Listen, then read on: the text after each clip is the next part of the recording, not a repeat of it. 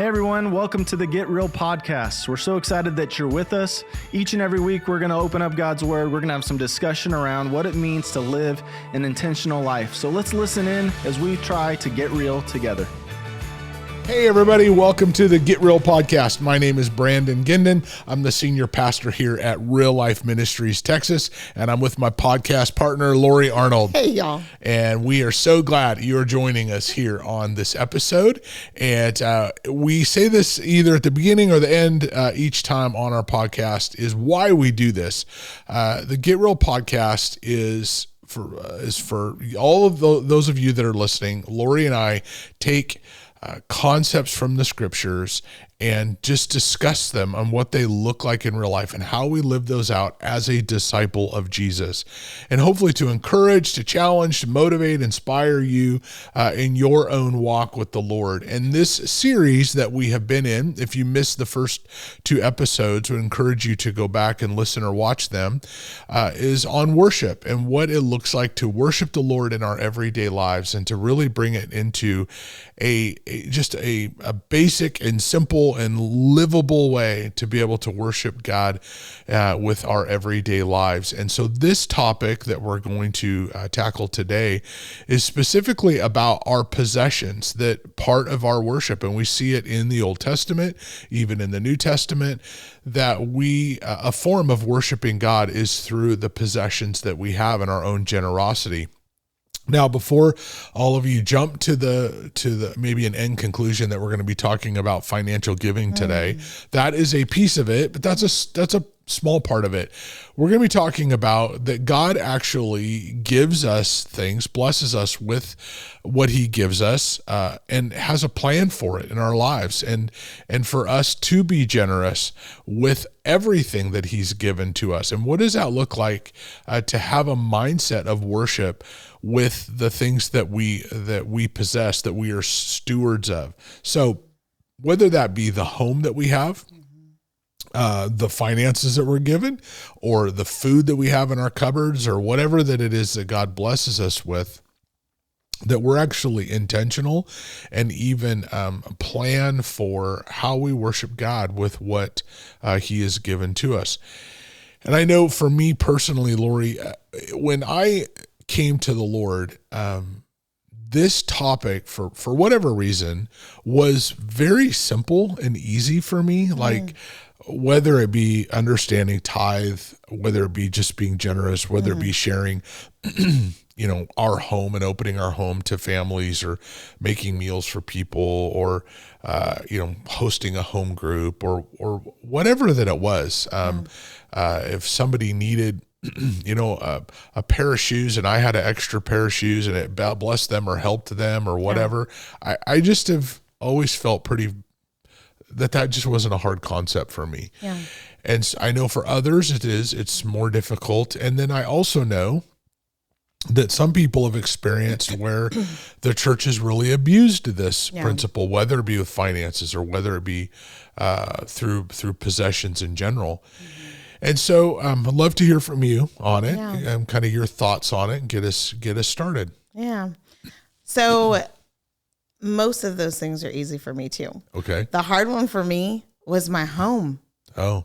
That's so bad to say, but it's honest. Yeah. And I had a really hard time because I wanted it to be like my safe place. Like a little castle. Okay. Because I have princess and queen dreams. But I had this vision that it was like my safe place where I go with my family to get away from everything else. And so I enter it, and it's going to be peaceful and calm every single day when I walk in from work. And, and all of my things are neat. And it's going to be so great. We don't need extra bedrooms. We don't need anybody staying the night. This is our safe place. And this is our... That sounds wonderful. Yeah. And then it had to have been something that I heard like at church or just watching others. I know of a couple too that like we lived with for some time, and it was a reminder of the things that God gives us aren't just for us. Yeah. You know, I still struggle with the home thing. Sure. Like, I mean, my kids know, like, I'm counting down, you know, like I love them, but I'm counting down. Yeah. And so, it's something I have to remind myself of, that the things that God gives me are not just for me. Mm-hmm. But one thing that is really, that has changed in that has been, I am trying to have a different perspective of it. And like I said, this is ongoing, because it's just, I don't know if it was something in the way I was raised. I don't know. My mom and dad were both very welcoming. They still are. People stop by, and, but I have had to, change my perspective with that one. Yeah. And even when it comes to, I did have the dream that I would have like a house full of my kids' friends. Oh, yeah. I did have that. Mm-hmm. But even as far as like small group was very scary to me to have small group in my home. Mm-hmm. That was scary. It felt, because of it just feels so intimate. Like that is truly letting somebody into my life. Sure. Not just the stories I tell, but you're about to witness what goes on in this house, you know? Yeah. And so that has since changed, because we do have small group, you know, we've had small groups at our home, and we've loved it. And you do get a lot closer with people when they come in your home. Yeah. And they get to know you in a different way. They get to see my kids when they're arguing and running up and down the stairs, or whatever it looks like, or when they're being nice and playing well together. Yeah. But that's something that I've had to kind of change my perspective on, and remember, like, God did not just give you this for you. Yeah. Yeah. Yeah. That's, I totally can see that, understand that. Before I was a Christian, and just in growing up in our household, whether it be with my grandparents or whatever, or my parents would take us, we would go visit other people. So I just lived in a very, transient, I don't know, to where there was lots of people in and out, and in our homes and all of that. And so that was never something. In fact, when I very first went into ministry and was experiencing small groups, it was just like, that's what we did. Yeah. And so it was never something that I struggled with. But I totally agree with you. You know, Amber and I have had this conversation many times about when you do allow people into some of those places of your lives, and your home included, you do become a lot closer to them. Yeah. And so it takes me back to this principle of that God has a plan for our possessions, the stuff that he gives to us to be reinvested back into the kingdom. And so, like with our finances, to understand that God gives us, in fact, I was just listening to a story from Scripture today out of Genesis, to where the whole principle is, he said, I think it was Jacob says, you've given me, what you've given me, may I give back to you 10%. Yeah. The tithe was right there. He understood what God poured out to him, he would turn around and give right back to God. And sometimes I think we forget and get into a place of going, and we have this mindset of what we have is ours. Yeah. Yep. And the issue, I think, for me, and I would encourage everybody, is understanding the principle, the difference between stewardship and ownership. If we're really honest, we own nothing. Yeah. Even the clothes we wear, the buildings that we walk in, that we own nothing. We are given a responsibility at the beginning in Genesis to steward, to take dominion over, to have stewardship responsibilities over what God has created. Yeah. And so when we come back to that place and understand that, I think that's what brings us back to a heart of worship, to of worshiping him. You know, I talked about this on the last episode, but for you, it really is to go, man, it's hard for me to open my home and allow people into that space. But when I do, it blesses them, blesses the Lord. That's worship. Yeah. For me, and this, I'm probably crossing over into a place that really isn't a possession, but that was hard, was letting people into sacred space of activities. It's probably a little bit more we'll talk on the next episode. but it's some of those things that in the outdoors and all of those, there's people that I like to, will share it with a small circle, but to really open that up and then use it to teach or train people. That is something I do a lot easier now today, but 20 years ago, my hunting was my hunting and my fishing was my fishing, and I'm that's my thing. And then realizing, no, the Lord gave that to me to be able to use it to help others. And so what were your thoughts? No, that's good. I love that. It reminds me of the worship conference I go to every year. I went by myself for some years, and I had that same kind of feeling. Like, I mean, it's a worship conference, like with worship leaders and worship teams, but it was so good. It was so good for me and my soul when I would go by myself. It was so good. And I'm like, if I bring people, it's going to change. It's going to, and it did. But guess what? It was great for them too. And it's impacted their lives. So I love that you mentioned that, because it's just another reminder, like, what we have is not just for us, and it's not even ours, like you said.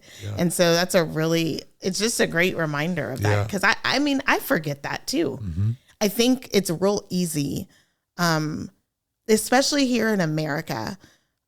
We have this like work culture, all the time, and working is good. We should work, but, it's like, I earned it. Well, I earned this, so this is mine. I should decide what this is being used for, where this goes, And yes, God gives us choices, right? But the I earned it has to like go away, because He gave it. Yes, we did the work to have the money, with the job and whatever, but God even gave us the job. So I think it's just a really good reminder, because that's a real easy, I've heard that a lot, whether it be giving like to the church, or it's even in my home, I've probably said it like to my kids. So it's just a really good reminder. I think if we go back to the financial part of it, and for folks to think about, I heard this conversation one time between two friends of mine, and one guy was pretty new in the Lord. The other guy had been a Christian for probably 40 years. And they were talking about this financial issue, and the newer Christian asked my friend, he said, well, do I tithe off of my gross or my net, my income? And I loved the answer. He goes, well, I don't know. What do you want God to bless, your gross or your net? And what he was making then he went on to make the point about none of it was ever yours to begin with. Do you view it as my gross or my net, or do you view it as, hey, this is what God gave me. I give it back and I trust Him with it. And it's just funny how much and how deeply ingrained it is in our society. And again, I understand there's been, churches unfortunately misuse but it's so ingrained in us of holding on to or protecting our possessions and not being open-handed with it, and having lots of justifications in our mind of, well, I'm too busy to open up my home to minister to a family and have them for dinner, or get to know somebody better, or host a small group or whatever, or to give to the church and trust God with our finances and be generous. Because the truth is, when we do that, God takes it and multiplies it, advances a kingdom. For us as a church, we've turned around and invested in helping other churches get planted, help other leaders be raised up, help serve things in our community, and see God multiply that in favor. People come to Christ because that church was planted, all kinds of things. And so I think that mindset of going, God has a plan with your possessions, because they're His possessions. And and then the last part of this I want us to touch on is to understand part of that plan is to change you, to change your perspective, to change how much you trust Him, because it's an issue of worship. And when the more you began the whole episode with your hands open, the more open-handed I am is more revealing about how much I trust God and versus how much I'm trying to hold on to in every area of our life. Yeah. And so anyway, kind of final thoughts on that you have? I love that. I think that, I'm doing it again. Yeah. Opening those hands up. Yeah. I'm thinking right now about particularly, I can't say that word very well. Particularly. There, you got it. You got it. Our giving. And that is one area that I thank God for, that Kevin and I, we are aligned. We are in agreement. Mm-hmm. That's a given in our home. Mm-hmm. Like it's great. We don't struggle with that. Yeah. There were times that we did, especially when we didn't have, and when, bills got tight or things get hard. But because of God's faithfulness, because of what we have seen him do, we have no question about our trust is there, just knowing that he will provide. And one really cool thing that I did recently was I looked back at our old budgets, cause I don't ever get rid of them. And I looked back and I'm like, how in the world did we do this? Yeah. Yeah. It is mind blowing. Yeah. It is the coolest thing. Yeah. And I remembered feeling that way. Like, I don't know how this is going to work out. Oh yeah. I don't know what we're going to do, but we got to do this, and then the car breaks down or then the whatever, but looking back at what the Lord has done and how he has been faithful, even in our gift back to him of his things, it's been pretty incredible. Yeah. It's really, really neat to look at. So, I just encourage anybody, if you haven't done it before, try it. Yeah. Try it. Just take a small step. Even, we talk about at the end of our church services, sometimes for people, like that may look like $5, $10, like if there's that tension and they've never done it before, and it could be 500, whatever. Yeah. It's different for everyone, but, try to trust him in this way, because he is a faithful God. Yeah. Yeah. That's so good. Amber and I too, we frequently talk about the first few years of our marriage and then the first couple of years of being in ministry. And there were so many of those. We look back and go, how? Because in the moment we're like, there's no way we're going to make it. And here you look back and go, well, here we are, and we did, and God has taken care of us. And and even to the thing of not even just in the finances, but how many people have probably been through our home. Yeah. In all the small groups we've led over 26 years, and, been able to be used by God to impact and see them grow and see them go on. People that are now in full-time ministry, people that elder churches, people that volunteer and serve. And so it's awesome to watch and see that God has a plan for our possessions. And so hopefully some of this encourages you, inspires you to think about, and I too, like Lori said, would just challenge you to take a step in worship of God through the things that he's given to you, to trust him with it, and to take a step and see what he does with it, and share the testimony with others about what God has done. And if this episode has encouraged or helped you, blessed you, we would encourage you to share it with others as well. Well, God bless you all. Hey, thanks for joining us on the Get Real podcast today. My hope each and every week is that you're able to take the content, apply it to your life, that it becomes more of who you are and less of what you do, and that we live an intentional life together. If you're interested in supporting the work of ministry here at Real Life Texas, we'd like to invite you to do that by going to reallifetexas.org/give and supporting us today.